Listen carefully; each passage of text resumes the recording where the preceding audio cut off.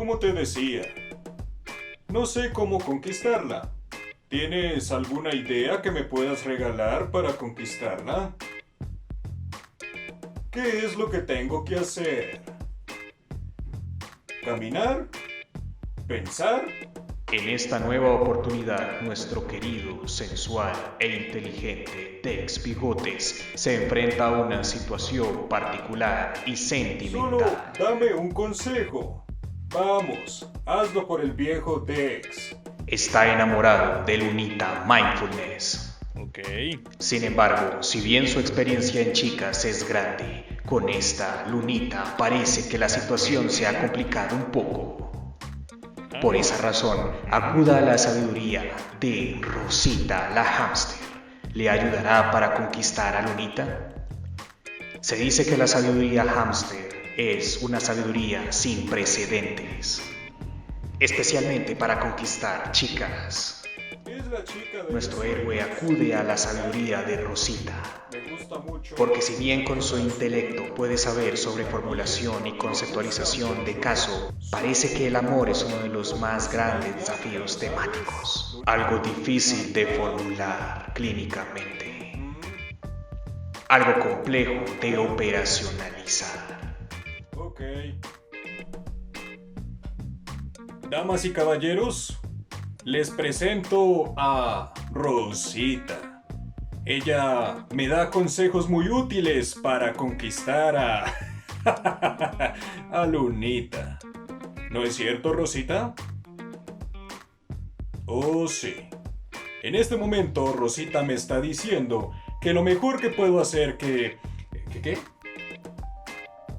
Oh, sí, que para conquistar a Lunita debo ser todo un caballero. A la chica les gusta y yo soy todo un caballero. ¿No es cierto, Rosita? Deja de morder eso y háblale al público. Es un poco tímida. Pero bueno, aquí estamos para que una vez más volvamos a retomar el caso de Sam Emily Porter.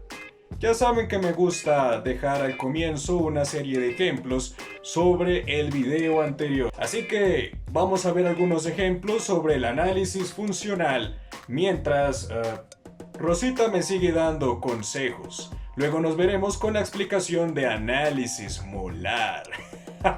¿Solo quieres morder eso? Ok, parece que sí.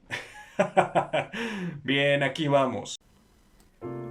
Muy bien, recordemos unos cuantos análisis funcionales de Sam Emily Porter. Por ejemplo, en el área de ajuste familiar, encontraremos conductas evitativas por parte de Sam a la hora de realizar sus deberes, tanto en casa como deberes académicos. Como estimulación antecedente tenemos: papá le dice a Sam, ve a hacer la tarea, hija. Conducta: Sam le contesta a papá, me siento indispuesta, necesito ayuda. Papá le responde como estimulación consecuente, está bien, ve a descansar y la hace después. Sam experimenta una sensación de alivio y se va a jugar. Claramente este es un análisis funcional correspondiente con el reforzamiento negativo por evitación. Vamos a ver otro ejemplo de análisis funcional en el área de ajuste escolar. Desde aquel campamento en donde Sam experimentó una situación de bullying con sus compañeros, en clase presenta un bajo rendimiento académico y comportamientos evitativos con respecto a el trabajo en grupo. Como estimulación antecedente tenemos que suena el timbre para la hora del recreo y Sam Emily ve cómo los niños se acercan a jugar con ella. Como conducta, Sam Emily les dice a su maestra, profesora, ¿puedo quedarme en el salón? Tengo dolor de cabeza. Y como estimulación consecuente, la profesora le dice a Sam que puede quedarse en el salón, lo cual le produce alivio a Sam cuando se encuentra justo en el salón. Aquí tenemos nuevamente una función en reforzamiento negativo por evitación. Finalmente veremos un análisis funcional correspondiente al área de ajuste social de Sam. La chica tiene conductas evitativas con sus amigas, especialmente cuando sus amigas van y la buscan a su casa. Como estimulación antecedente, Sam ve desde su ventana que sus amigas se están acercando a su casa.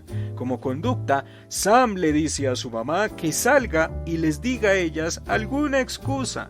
Y como estimulación consecuente, al ver cómo las niñas se van de su casa después de escuchar las excusas por parte de su mamá, Sam Emily siente una sensación de alivio, teniendo como resultado, nuevamente, que la conducta estaría en función a reforzamiento negativo por evitación. Como hipótesis de mantenimiento de acuerdo a los anteriores análisis funcionales, tendríamos que la conducta de Sam Emily Porter se mantiene por reforzamiento negativo por evitación, ya que cada vez que los padres o maestros le dan una instrucción, sea para hacer deberes o compartir con amigos, la niña emite excusas para posponer el contacto con sus deberes o compañeros de clase. Adicionalmente, cada que sus amigas del barrio van a verla a casa para jugar, Sam pospone sus encuentros, diciéndole a su madre que salga a darles a ellas alguna excusa. Muy bien, ya habiendo hablado sobre el análisis funcional en la fase explicativa, el día de hoy veremos en qué consiste el análisis molar. Luego pasaremos a las hipótesis de predisposición, adquisición y mantenimiento, aunque la de mantenimiento ya la hemos visto prácticamente. Muy bien. Espero que les haya servido estos resúmenes sobre análisis funcional porque nos servirán para comprender el análisis molar. El análisis molar es la visión molar del comportamiento que permite explicar el comportamiento en diferentes escalas de tiempo de manera coherente. Ahí es donde involucraremos lo que correspondería a el análisis diacrónico y el análisis sincrónico, es decir, tanto la historia de aprendizaje como los eventos que están ocurriendo en la actualidad o en el contexto presente.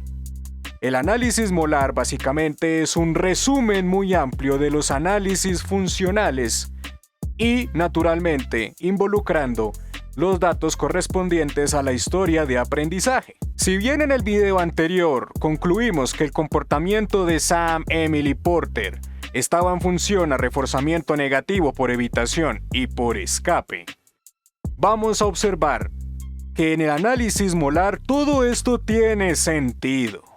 Y tiene más sentido si en primer lugar distribuimos las partes del análisis molar para que este tema quede un poco más claro, ¿ok?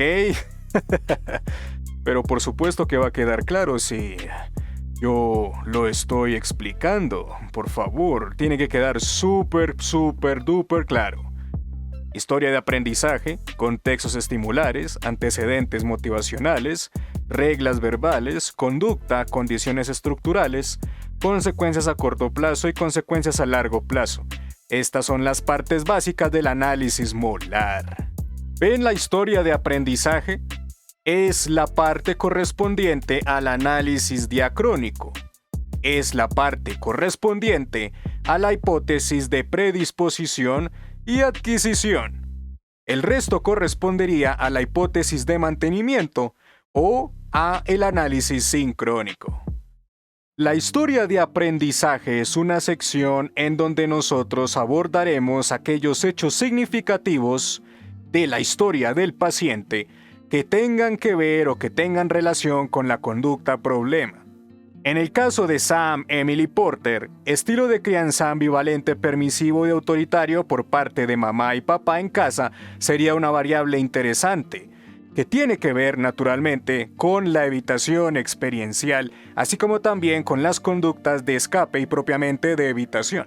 Por otro lado, recordemos la situación traumática de Sam, es decir, el detonante.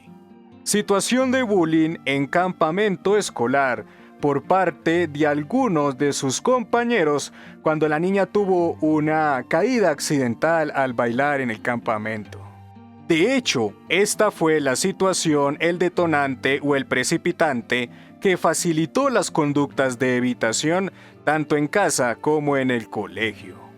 En este apartado estaríamos hablando entonces de la hipótesis de predisposición como el estilo de crianza ambivalente, permisivo y autoritario, y el detonante o el precipitante que fue la situación de bullying. La situación de bullying incluso correspondería a una predisposición correspondiente al contexto o factor social, mientras que el estilo de crianza ambivalente, permisivo y autoritario correspondería al contexto familiar, o correspondería a una hipótesis de predisposición asociada a factores familiares. En segundo lugar, veremos los contextos estimulares.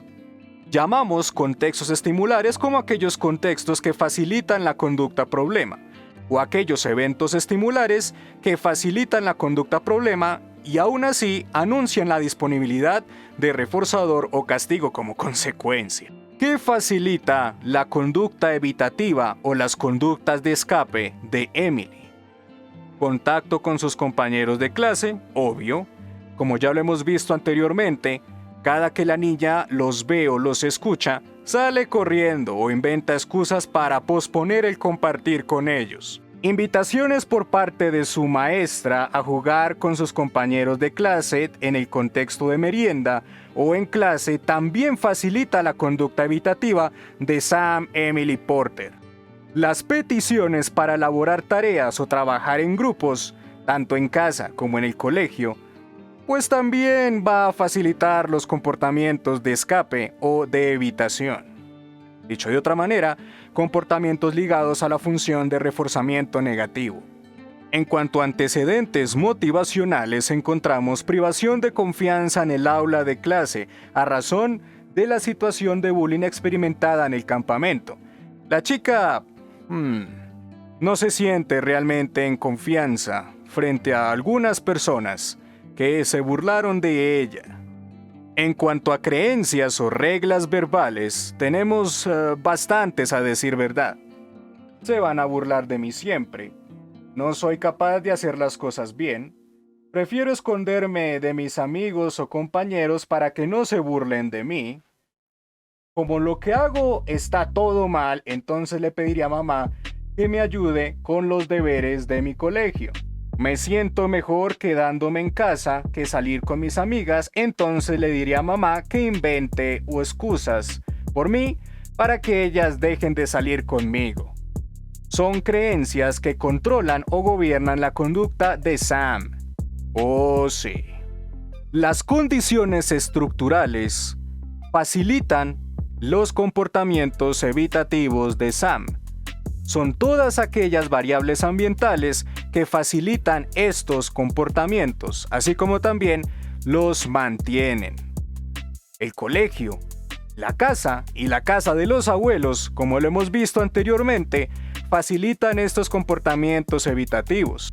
Por la presencia de los chicos, ella prefiere evitarlos, así como también por todas aquellas costumbres de los abuelos. Ya saben, son personas muy alcahuetas. Si el papá, por ejemplo, obliga a Sam a hacer X cosa y los abuelos se enteran, van a regañar al papá y van a reforzar positivamente los comportamientos evitativos de Sam. Nadie obliga a nuestra nieta, ya saben cómo piensan los abuelos. Por otro lado, tenemos la casa. En casa, mamá siempre está para alcahuetearle a Sam. Sam siempre saca excusas para evitar hacer sus tareas. ¿Y quién es la que termina haciendo las tareas?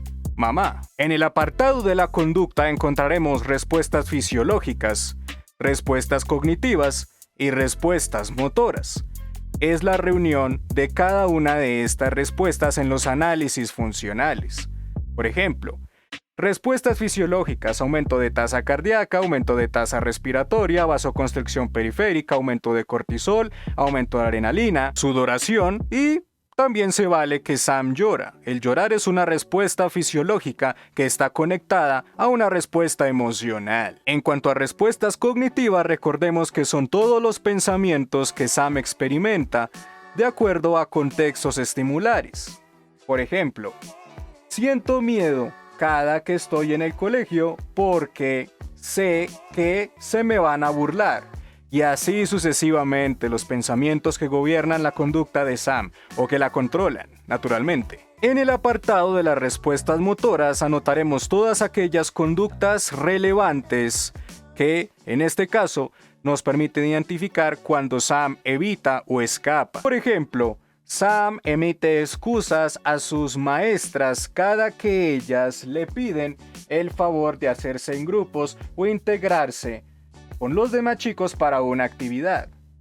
Esta conducta de inventar excusas le facilita a Sam posponer el contacto con los chicos. Por otro lado, Sam le pide a sus maestras que se quede en el salón de clase mientras los demás compañeros están en el parque disfrutando la merienda. Y por otro lado, Sam le dice a mamá que vaya hasta donde están sus amigas para que invente alguna excusa y así deje de salir con ellas. Y también está el hecho de que Sam emite excusas a mamá para que mamá le haga sus tareas. Esto lleva a que tengan conflictos con papá, ya que papá es autoritario y mamá es permisiva. Como toda respuesta está conectada a una consecuencia inmediata, entonces estudiaremos las consecuencias a corto plazo. Sin ir más allá, nosotros sabemos que cada que Sam logra posponer algo, contingente o inmediatamente a esto, experimenta una sensación de alivio. Y eso es todo. Como siente una sensación de alivio y sabe que las excusas funcionan para posponer cosas, sabemos que es un comportamiento por evitación o por escape, que se mantiene en el tiempo. Por esa razón, como función, tenemos reforzamiento negativo por evitación y en ocasiones por escape. En la hipótesis de mantenimiento tendremos que justificar por qué es evitación y por qué es escape, y asociarlo con la teoría, no lo olviden. Siempre asociaremos las hipótesis con el apartado teórico. Y finalmente tenemos las consecuencias a largo plazo. En este caso, son consecuencias que ocurrirán y seguirán ocurriendo si y solo si la conducta, en este caso evitativa, se mantiene en el tiempo. Si Sam sigue evitando, de aquí a mañana seguirá teniendo un bajo rendimiento académico, así como también la relación con su papá y su mamá, así como también con sus amigas y compañeros del colegio y maestras, se debilitará. Ahora se dan cuenta por qué razón necesitamos tener todos los análisis funcionales bien hechecitos. Por supuesto. Si nosotros tenemos los análisis funcionales muy mal elaborados y la hipótesis de predisposición muy mal elaborada, o dicho de una manera mucho más resumida, si tenemos el análisis sincrónico y diacrónico mal hechos, nuestro análisis molar será todo un fiasco. Así que tengan mucho cuidado para realizar los análisis funcionales, porque dependeremos de ellos cuando elaboremos el análisis molar. ¿De acuerdo? Esto ha sido todo. A decir verdad, ha sido un video lastimosamente corto porque ya no me verán más. Así que nos veremos en el siguiente video sobre hipótesis. Así que me voy porque ahí llegó Lunita y necesito recibir más consejos de Rosita. Hasta la próxima, chicos. Adiós, nos veremos pronto con hipótesis.